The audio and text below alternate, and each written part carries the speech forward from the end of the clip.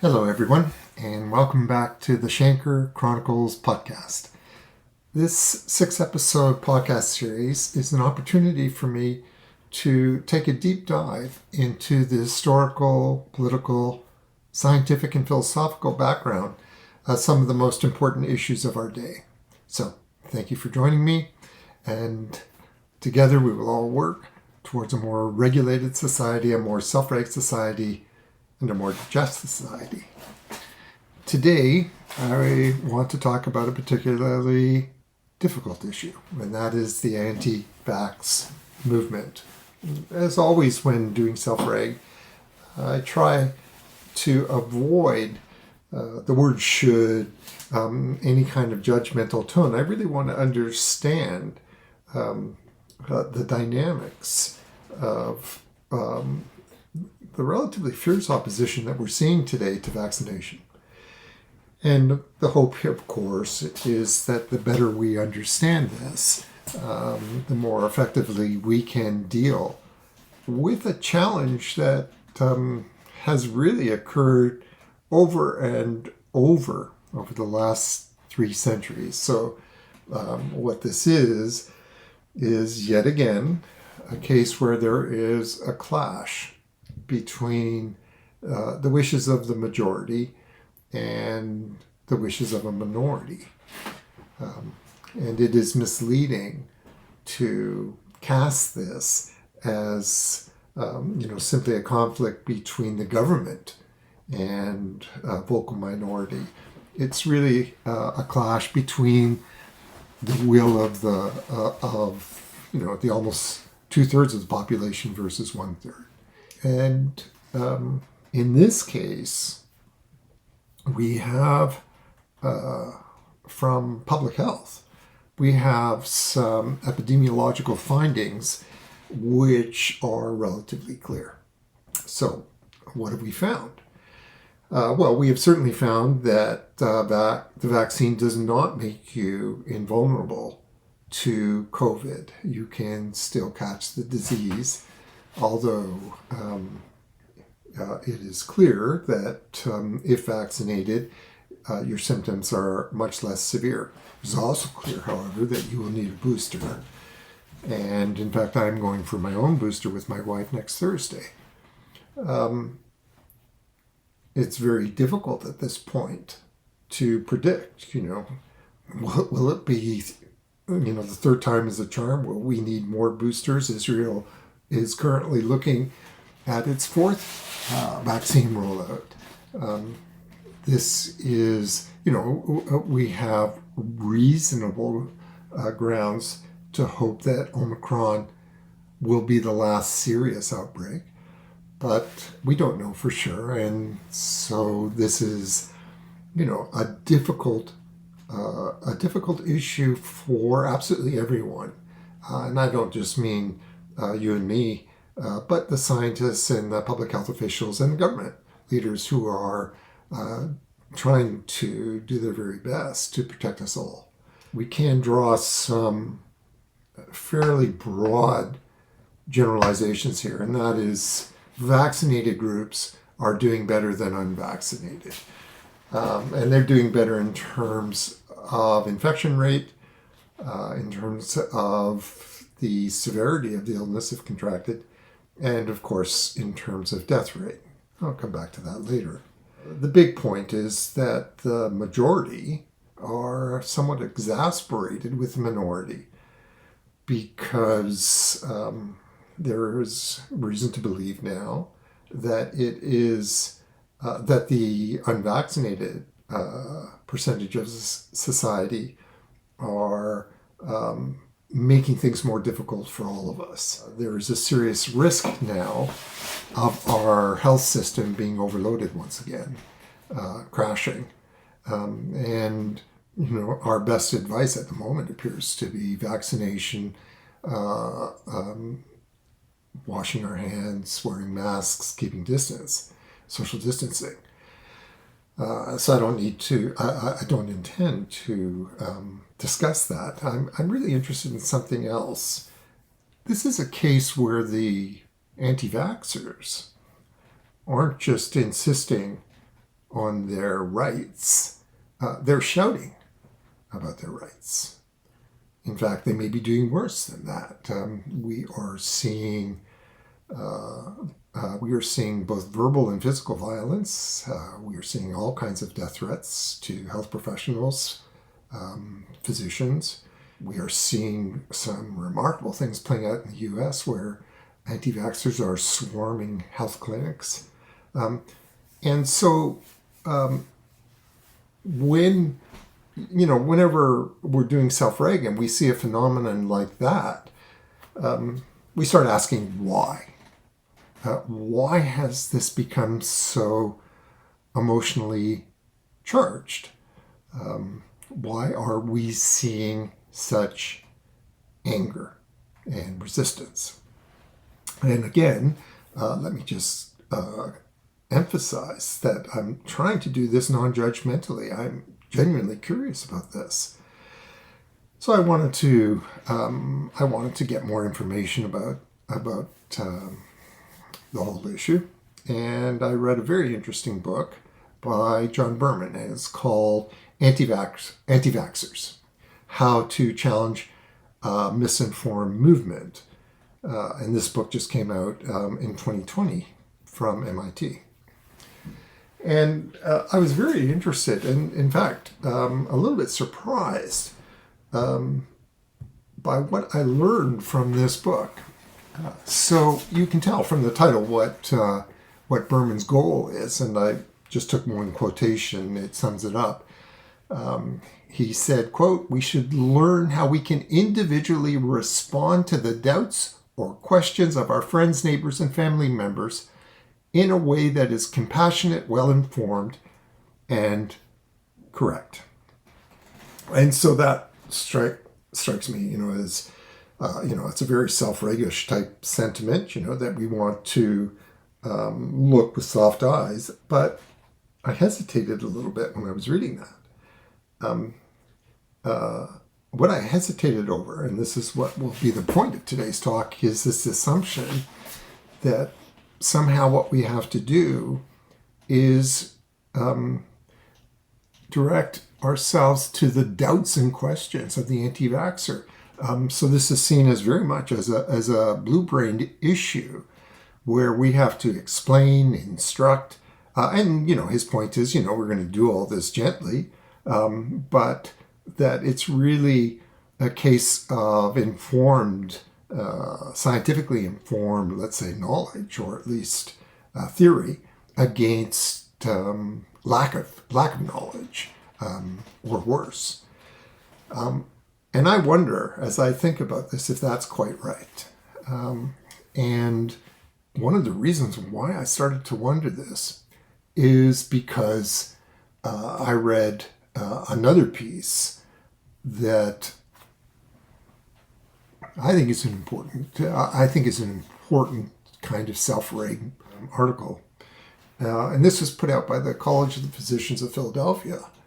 And I will give Adam my notes for today's talk with the link so you can read this. The piece starts off with the incredible opposition that occurred to Edward Jenner's discovery of the smallpox vaccine back in 1796.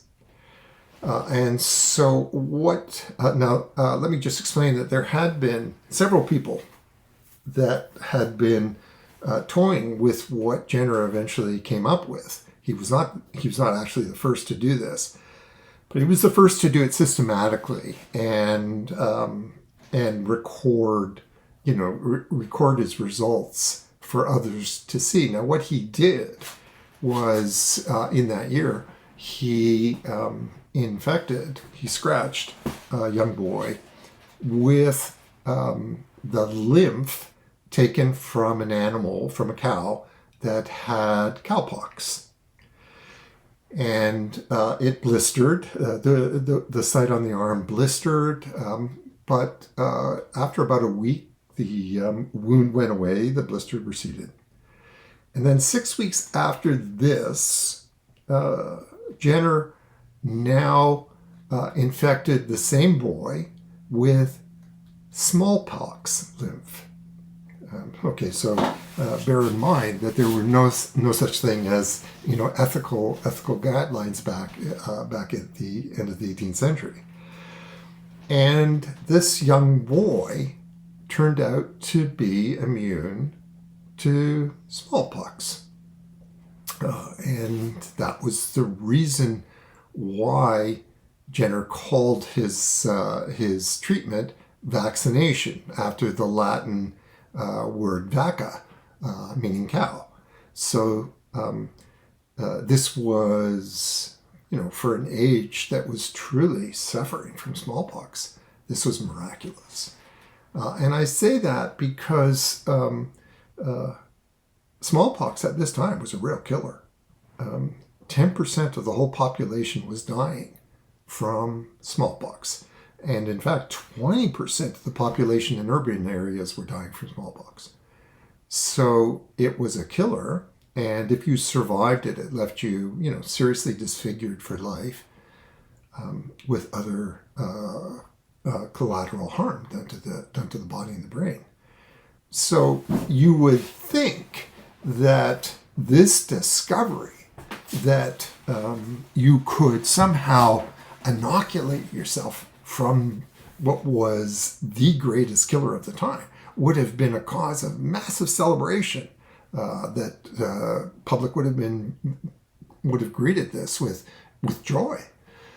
But in fact, what actually happened was there was a huge anti-vax movement. And the anti-vaxxers of the early 19th century were opposed to Jenner's vaccination on several different grounds. So there was strong religious opposition. The feeling was that, it was going against God's will to inject something from an animal into the human body. And in fact, there was a widespread conspiracy theory at that time that children that had been infected with this cowpox lymph were developing cow features, that they were developing horns and udders. And so there were pamphlets coming out, do not do this unless you want to see your child turned into a cow. There was opposition on the grounds that it wasn't the vaccine that was making the children immune to smallpox. They were going to be anyways. It was just a coincidence or time. And there were other ways that you could prevent smallpox, natural ways, where natural meant, as it means today, some sort of, injecting yourself, consuming, I should say, bleach. And they were doing this already. Or exposing your child to what were called pox parties. So you take your child in the hope that by being exposed, they would develop natural immunity. There are all kinds of grounds why they were opposed, but the big one, the really big thing that they were objecting to, was that the government should somehow have any say, any control over what they did with their own body. This was seen as a threat to the autonomy of the individual. And so what they saw happen at the beginning of the 19th century were unbelievably large anti-vax movements that became quite aggressive as the British government introduced mandatory vaccination for infants under 3. That was introduced in 1853, and then a couple of years later, in 67, they made it mandatory to have vaccination up to the age of 14 or 16. 14. And so what happened was we started to see riots, and the most famous of these were the riots that were in Leicester And so what happened was anti-vaccination leagues sprung up, anti-vaccination journals appeared, and this was all stirring up what became a violent anti-vax movement. And the most famous riot was in Leicester. It was around 1880, and I haven't got the date here, but it's around 1880. And I'll just read you this description that I have of the riot. Quote, "An escort was formed, preceded by a banner, to escort a young mother and two men who had resolved to give themselves up to the police and undergo imprisonment in preference to having their children vaccinated. There was a huge crowd. Hearty cheers were given for them, which was renewed with increased vigor as they entered the doors of the police cells. And then there was a march, that was in 85, and demonstrations.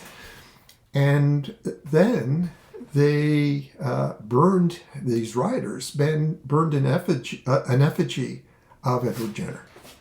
So Jenner was clearly the Fauci of his time. And the movement, the anti-vax movement, started to grow, and it spread to the U.S. And then there was a very famous case in 1902 where, what was his name? Henning Jacobson refused to be vaccinated on the grounds that the government did not have the power to interfere with his liberty to care for his own body in whatever way he went. So he went to court over it, and he lost. And he then appealed, and the case was taken to the Supreme Court. And in 1902, the Supreme Court ruled that the government did have the right to enforce mandatory vaccination. And someone who refused would therefore suffer certain consequences, such as we see today.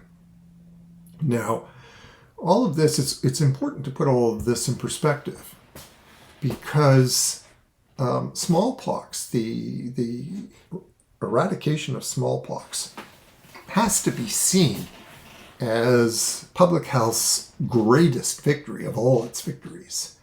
In 1975, 76, somewhere around in there, that was the last naturally occurring case of smallpox anywhere in the world. And in 1980, the World Health Organization declared that smallpox had been eradicated. So this is an extraordinary achievement. And the lesson here is clear, and that was what destroyed smallpox was not that it just naturally wore out. It was mandatory vaccination, and that's clear for us. But we have seen one after another anti-vaccine movement, and I've lived through several of these myself. I lived through the anti-vax movement. I remember this vividly when I was a child. The anti-vax movement to polio, the polio vaccine, a huge anti-vax movement to DTP, to pertussis, and then now, of course, probably the biggest of them all, the anti-vax movement to MMR. Now, I want to just spend a couple of minutes talking about the anti-vax movement to MMR. But I want to do this, I mentioned at the top, I'm very interested in how historical events can help us understand certain things. And in the debate over pertussis, a clear pattern was documented.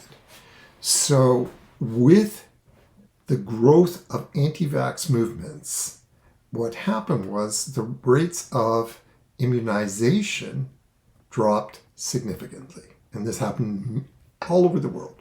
And so I have just a couple of cases here, a couple of examples. In Sweden, vaccination dropped from 90% of the public in 1974 to 12% in 1979.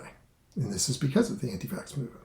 However, what then followed was a huge outbreak of pertussis between 1983 and 1985.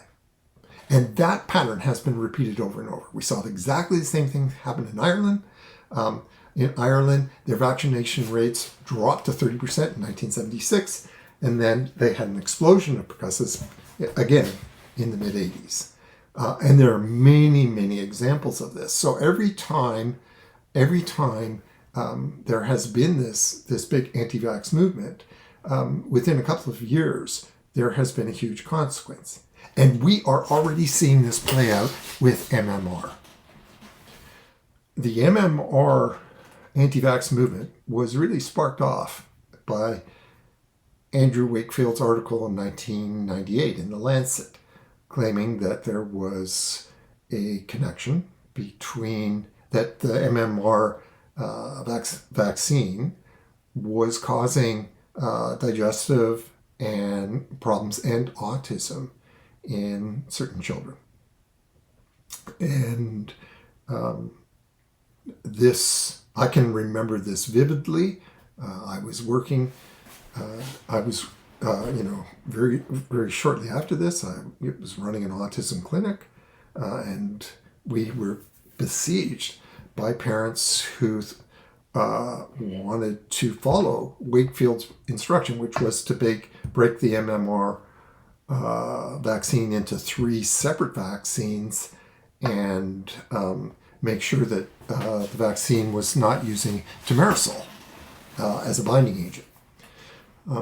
But then we had this huge furor over Wakefield's paper. And eventually, for all sorts of reasons, not just one, Wakefield's paper wasn't just discredited, it was retracted by the journal.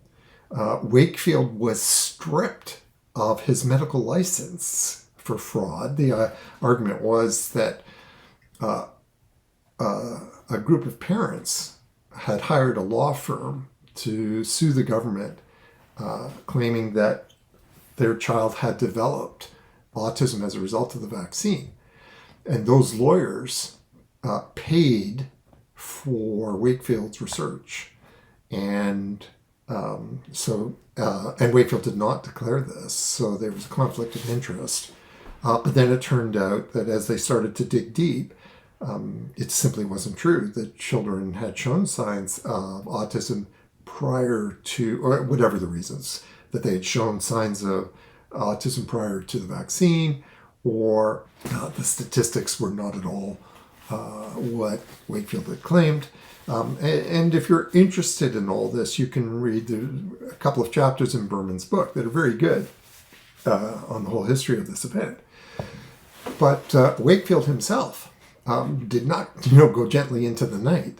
Instead, he moved to the U.S. And he set up a center in Texas and has been very vocal about how there was this big conspiracy to punish him, to keep his results, to punish his results, to hide the research, and that anti-MMR movement, anti-vaccination movement with the idea that the vaccine causes autism has persisted despite reams and reams of science discrediting it from top to bottom. But to some extent, this fight has, it was one of these fights where it was being waged between celebrities on the one side and scientists on the other, which is very curious. And unfortunately, I think its influence can be seen in the anti-vax movement over the COVID vaccines. Let's suppose then that, we are seeing, well, it's not a case of suppose, we're seeing the same kinds of consequences to the fight over MMR that we saw with DPT, because there has been, in recent years, a huge outburst of measles in the U.S. And in fact, just recently, I don't have my date here, but the WHO has now been forced to label measles, once again, a global health risk.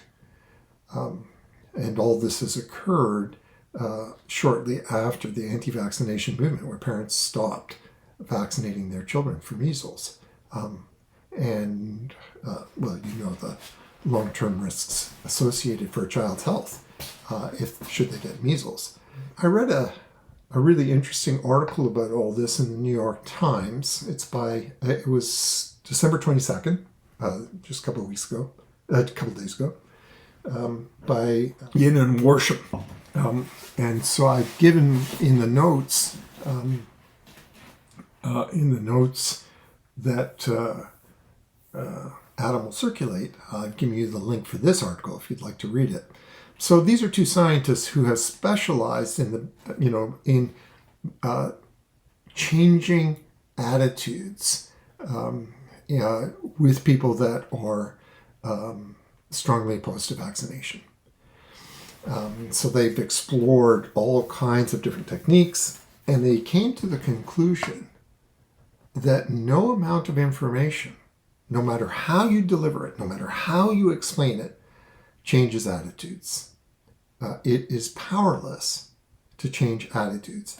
And in fact, that is the pattern that we've seen since the beginning of the 19th century, that public health officials have been consistently confronted with a minority who will not change their view.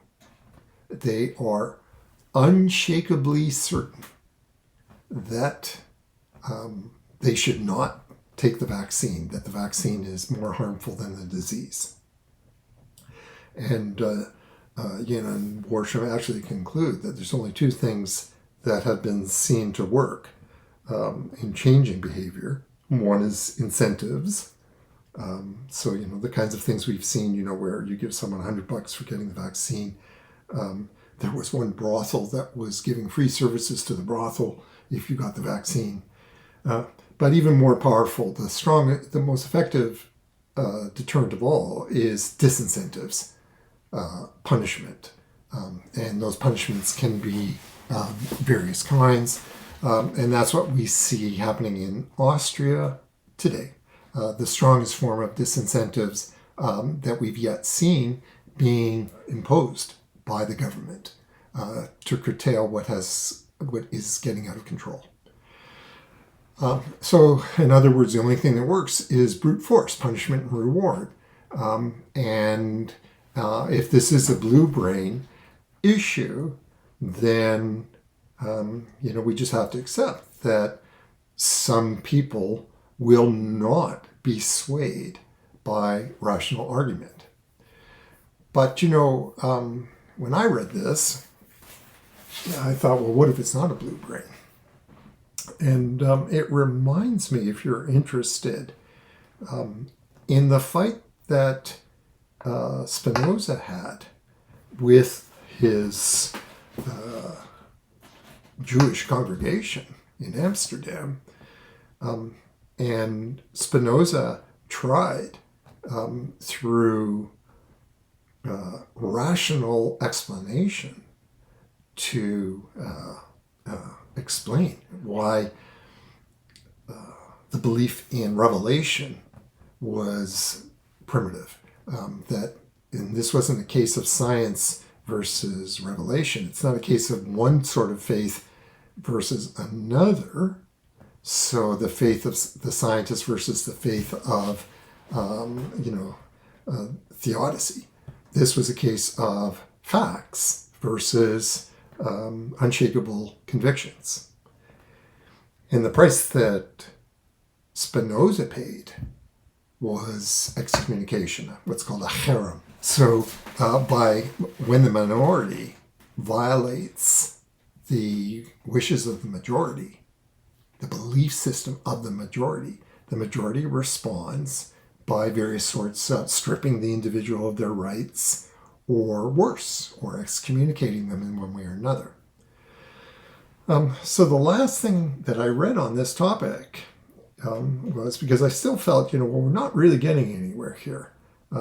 It seems to be, we seem to be looking at, the conclusion that, there's just nothing that you can do through the kind of compassionate, rational debate that Berman is proposing. So we have to just resort to whatever means we can. This last piece that I read is by Diltham and McKee, and it's the name of the article is worth mentioning. And again, I'll give you the reference for this. It's Denialism. What is it, and how should scientists respond? And that came out in the Journal of European Health about 2009. So what these two scientists found, they looked at all the kinds of cases that I've been looking at today. And they found that anti-vax movements or anti-scientism movements have 5 core features in common. So 1, they rely on conspiracy theories. 2, they use fake experts. So the fake expert will have some sort of credential to undermine the credibility of the public health experts. 3, they will cherry pick the data.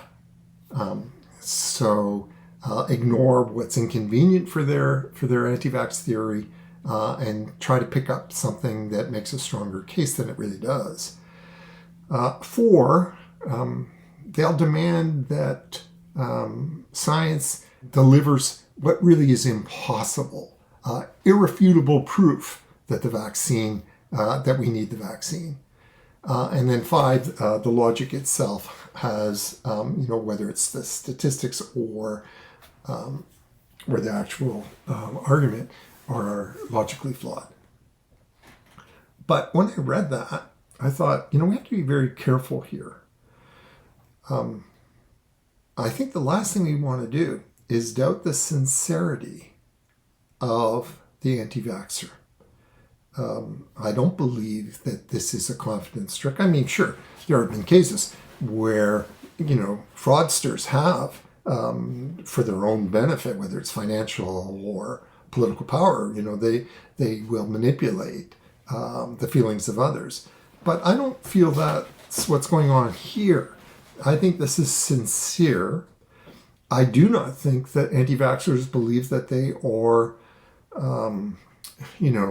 investing in a conspiracy theory.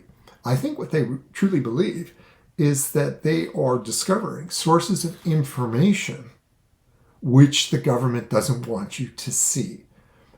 I saw this just yesterday where someone accused Trump, who has been promoting the vaccine in the last couple of days, accused him of not understanding the current generation, which knows how to use the internet to access information that would otherwise be suppressed.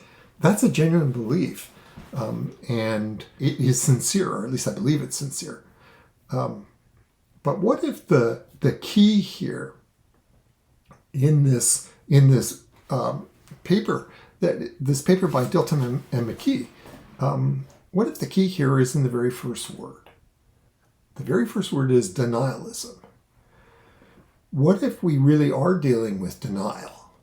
Not denial in the sense of I have different theory, I have different evidence, but denial in the psychological sense that we talk about denial as an ego defense. What if what we've seen in these anti-vax movements over the last 2 centuries are ego defenses? Now, I won't go into too much detail because we do this elsewhere in Self-Reg, but for Self-Reg, we reframe ego defense as these are unconscious ways of dealing with excessive stress. So we have certain behaviors that help us reduce the stress so that it doesn't overload us. So an ego defense is, or can be, a maladaptive way of self-regulating. Okay, yeah, and so Adam can give you will point you to, it was an SRG webinar I gave where we talked about ego defenses as maladaptive ways of self-regulating. The point is that the more a stress increases, the more that ego defense becomes entrenched. And if we try to force someone if we try to override someone's ego defense, the result is that they become very angry. And we see this at any point in the lifespan. If someone has an ego defense and you dismiss it, you challenge it, you try to force them to behave in a way contrary to their ego defense, they will become verbally, if not physically, violent. And Panksepp has a very good explanation if you're interested. Yeah, Panksepp has a very good explanation, which I mentioned in one of my other chronicles, about how the rage system is triggered, which is a deep subcortical system by constraint, by restraint. It is triggered also by anyone who tries to override our ego defenses. And that's the reason why only a brute force technique, you force the individual to submit when their ego defenses are screaming no. And remember, and here's where if you're interested, look up ego defense. There are many different ego defenses. My favorite person on ego defenses, as I've mentioned before, is Nancy McWilliams. So we are not simply talking about denial. You may be talking about rationalization. You may be talking about intellectualization. You may be talking about externalization. So, your anger, perhaps with yourself, gets transferred into anger at the government or the public health official or Dr. Fauci, or it could be wishful thinking. There are many different kinds of ego defense. And what's interesting is we can see these. If you look up ego defense, you can see these. Very much at the present in all of these arguments. Now, I'm thinking of one of my kids has very strong ego defenses, and if I get an argument with his ego defenses, it just goes on and becomes more and more heated. And eventually, the only way to break this cycle is by me using parental authority, becoming authoritarian, because reason hasn't worked. But that's because you cannot argue with an ego defense. An ego defense is limbic. This pattern is occurring beneath the threshold of conscious awareness. It is not intentional. It is not a matter of choice. These are behaviors that you developed to mitigate some overwhelming emotion. Some emotion that is causing you to be dysregulated. So the question then would become, if that were the case, if this is the case, if this is what's going on in these anti-vaccine movements, what is that emotion that is so dysregulating? And I'd like to suggest today that emotion might be shame. Shame is incredibly stressful.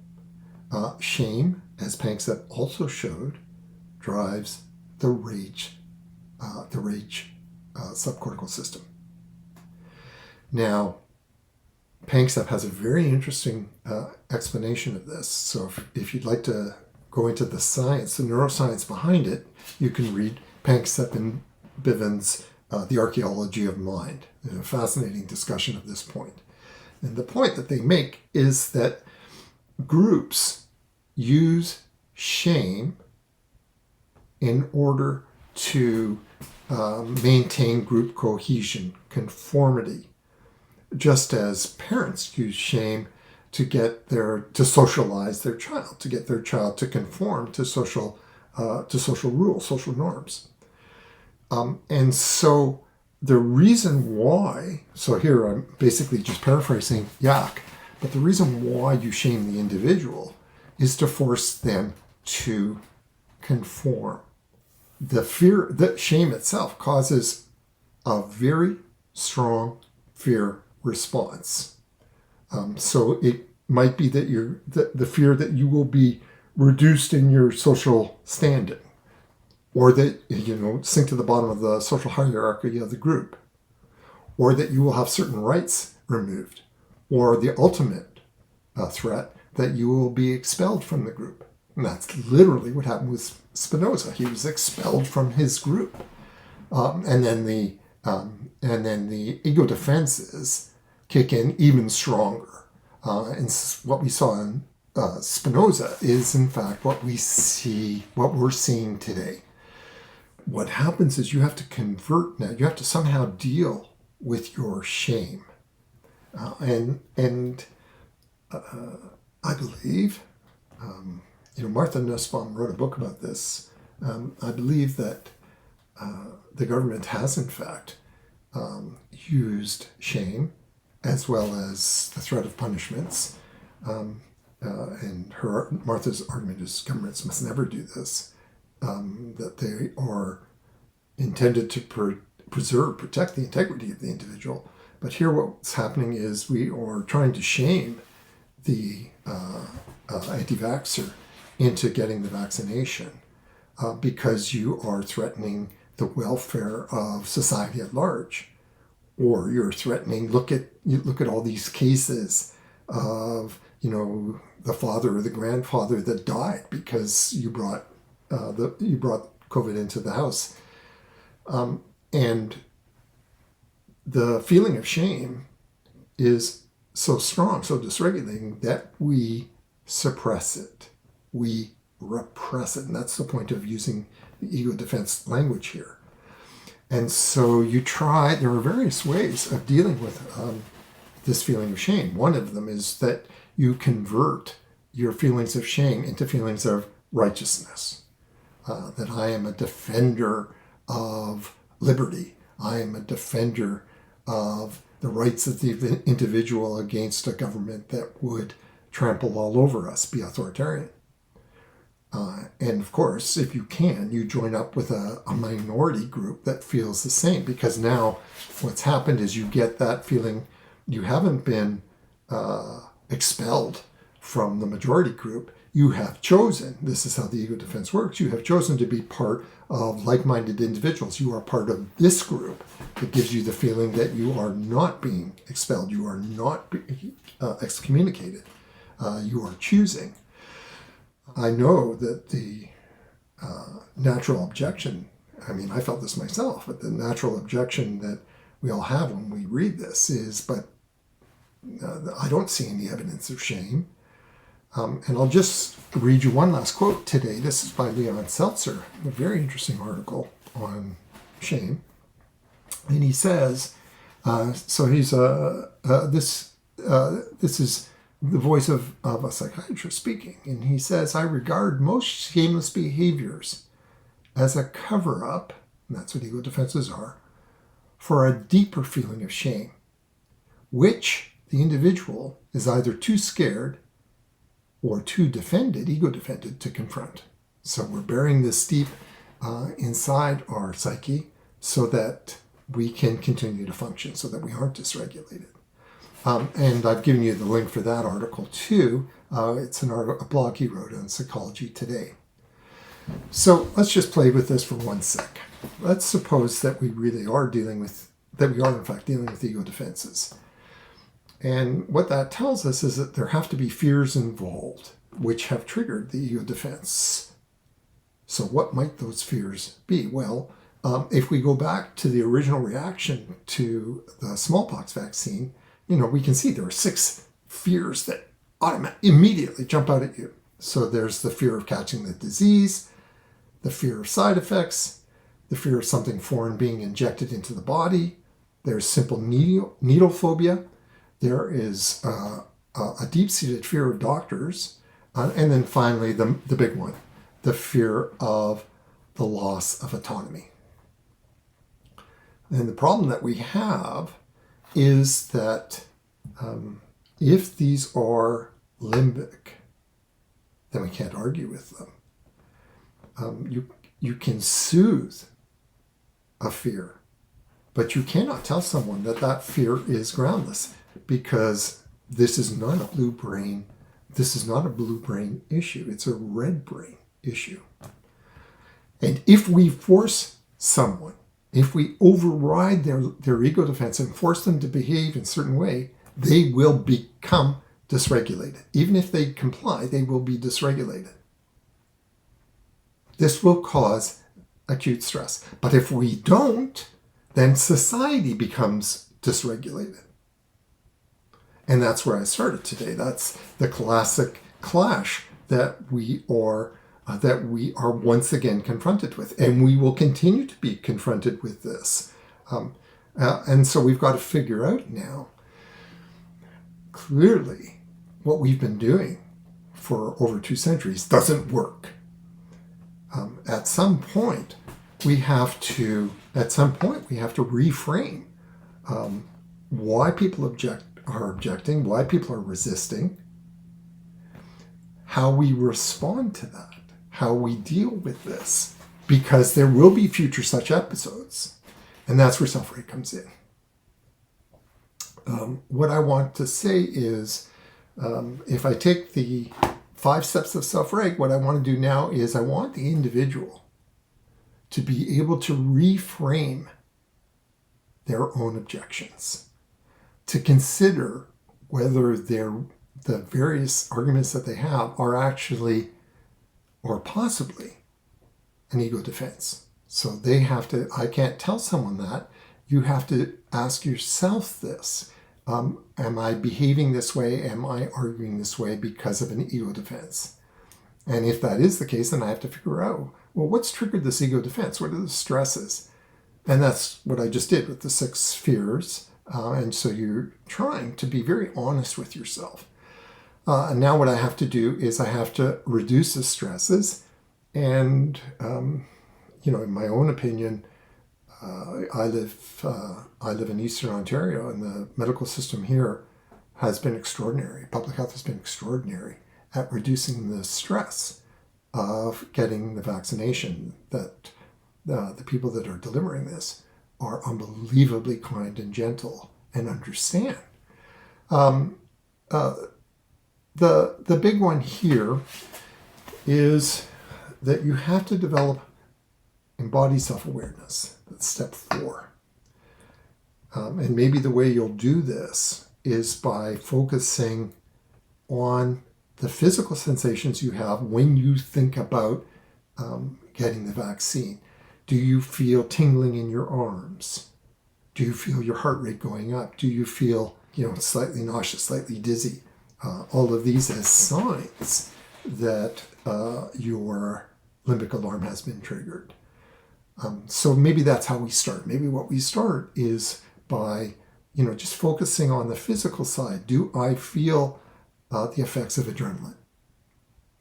And then finally, we need to restore. And we need to restore our connections now. And we have to restore our connections to our society. We have to restore our connections to family members that are angry with us, exasperated with us. We have to restore our connection to our own mind, to what's going on inside of us. Now, this is not easy. If we are, in fact, dealing with ego defenses, if this is a red brain phenomenon, then it requires on our part soothing, on our part helping people go through the steps of Self-Reg. It involves a certain amount of self-reflection, which is very difficult because self-reflection is precisely what shame is blocking. And in the meantime, public health is going to do what public health has to do. If public health has to impose mandatory constrictions, that's what public health is going to do. because there are serious issues at stake here. There is the viability of our health system. There is the welfare of our loved ones. What can we do? What can you and I do as self-reggers? And what I wanted to end with today was, I'm not suggesting that our goal is to try to plant self-doubt, to try to get people to question. Then we're back to where we started, thinking this is blue brain. Our goal is to help anyone experience the calmness which makes curiosity possible, curiosity about yourself. What we are looking for here is the embodied self-awareness that makes restoration possible. So this is the point I wanted to close on today. It's been a long talk today. It's a difficult issue. I think we self-reggers have an enormous role to play here. And our role is not to convince. Our role is to help everyone that we can experience the benefits and the joy of properly restoring physiologically and emotionally. Okay? It's a fairly difficult issue. I always get nervous when someone has an unshakable conviction. I wrote about this in Reframed in chapter 4, I believe.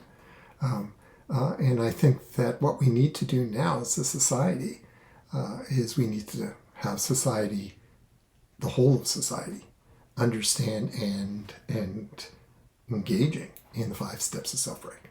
So I want to close by saying that this podcast was brought to you by Self-Reg Global as part of its mission to bring self-reg knowledge to audiences around the world.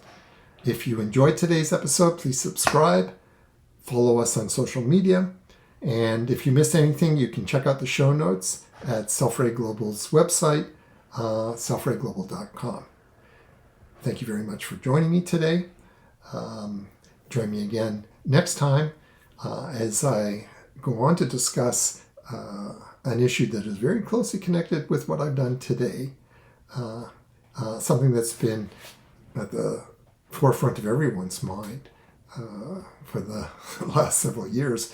What happens to a society when we lose faith or trust in our leaders? What happens when both virtue and shame start to die? So, thank you everyone, and I look forward to our next talk together. Goodbye.